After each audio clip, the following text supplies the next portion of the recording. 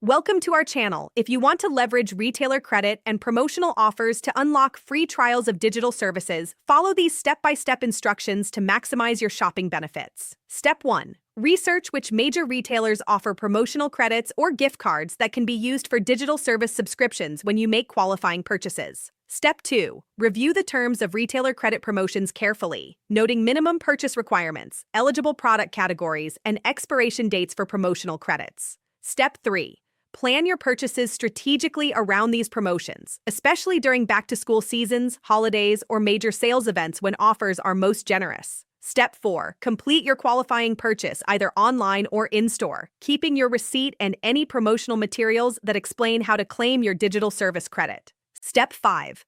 Follow the retailer's specific process for claiming your promotional credit, which may involve registering your purchase online, scanning a QR code, or entering a code found on your receipt.